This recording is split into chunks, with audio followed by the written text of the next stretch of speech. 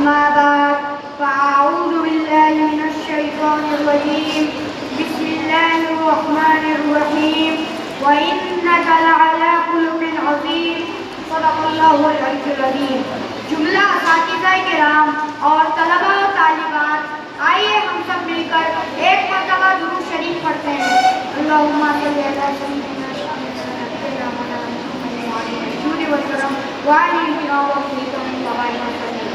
ذرا سوچئے، اگر آج اس دنیا سے سچ ختم ہو جائے، امانت ختم ہو جائے، رحم ختم ہو جائے، معافی ختم ہو جائے، محبت ختم ہو جائے، تو کیا یہ دنیا صحیح سے زندگی گزارنے کے قابل رہے گی؟ ہرگز نہیں. اس لیے کہ جب یہ دنیا ظلم کے اندھیروں میں ڈوب چکی تھی، جب طاقتور کمزوروں کو کچل رہے تھے، جب نفرتیں محبتوں پر غالب آ چکی تھی، تب اللہ نے ایک ایسی عظیم ہستی کو دنیا میں بھیجا جنہوں نے تلواروں سے نہیں بلکہ اپنے اخلاق سے لوگوں کے دل جیتے.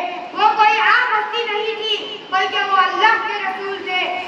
اعلیٰ حضرت امام احمد رضا رحمۃ اللہ علیہ کی زبان میں یوں عرض کر دیتا ہوں کہ وہ خالق کے بندے اور قلب کے آقا تھے، اور وہ رسول صرف انہی کے آقا نہیں تھے بلکہ ان کے بھی آقا تھے، ہمارے بھی آقا ہیں اور قیامت تک سبھی کے آقا رہیں گے.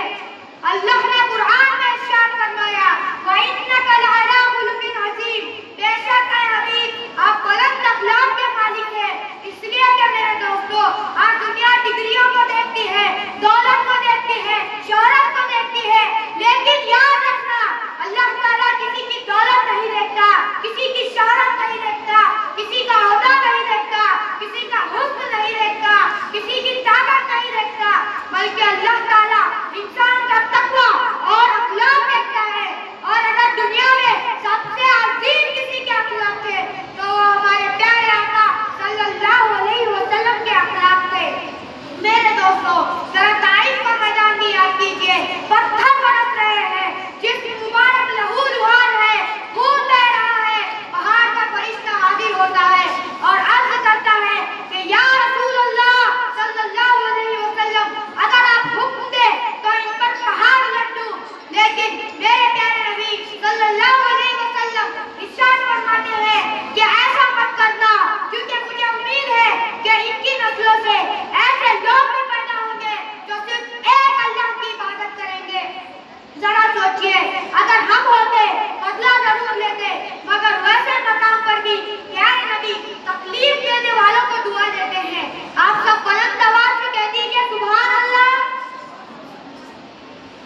اسی لیے کسی نے کیا خوب کہا ہے، سلام ان پر کہ اسرار محبت جس نے سمجھائے، سلام ان پر کہ اسرار محبت جس نے سمجھائے، سلام ان پر کہ جس نے زخم کھا کر پھول برسائے، سلام ان پر کہ جس نے زخم کھا کر پھول برسائے. میرے دوستو، ایک اور منظر بھی دیکھیے. جب پیارے نبی صلی اللہ علیہ وسلم اکیلے ایک درخت کے نیچے آرام فرما رہے تھے تو ایک شخص ہاتھ میں ننگی تلوار لے کر سامنے آیا اور کہنے لگا کہ اے مسلمانوں کے پیغمبر، ذرا بتاؤ اب تمہیں مجھ سے کون بچائے گا؟ ذرا سوچئے تو صحیح، جان کا خطرہ ہے لیکن میرے نبی کے چہرے پر خوف نہیں ہے. صرف ایک جملہ ارشاد فرمایا کہ مجھے اللہ بچائے گا. اتنا کہنا تھا، اللہ کی مدد آئی. اچانک دشمن کے ہاتھ سے تلوار گر گئی. پیارے نبی نے تلوار اٹھائی، چاہے تو بدلہ لے سکتے تھے، لیکن تاریخ گواہ ہے وہ شخص ڈرنے لگا، کانپنے لگا، تھر تھرانے لگا. لیکن میرے نبی نے جان لینے کی کوشش کرنے والے کو بھی معاف فرما دیا. آپ سب بلند آواز سے کہہ دیجئے سبحان اللہ. میرے دوستو، خلاصہ کلام یہ ہے کہ کبھی راستے پر کانٹے بچھائے گئے، کبھی آپ پر گندگی ڈالی گئی، کبھی آپ کا مذاق اڑایا گیا، صحابہ کو ستایا گیا، لیکن وقت گزرنے لگتا ہے اور ظلم و ستم کے طویل عرصے بعد جب فتح مکہ کیا جاتا ہے تو وہی دشمن، وہی ظالم، وہی ستانے والے، وہی خون کے پیاسے آج 10 سے 12,000 مسلمانوں کے بیچ مجرم کی طرح کھڑے کانپ رہے تھے اور سب یہ سوچ رہے تھے کہ آج ہم سے بدلہ لیا جائے گا کیونکہ ہم نے ان پر بہت ظلم کیے تھے. لیکن جب سب کھڑے کانپ رہے تھے، ڈر رہے تھے، تھر تھرا رہے تھے، تو میرے نبی نے فرمایا کہ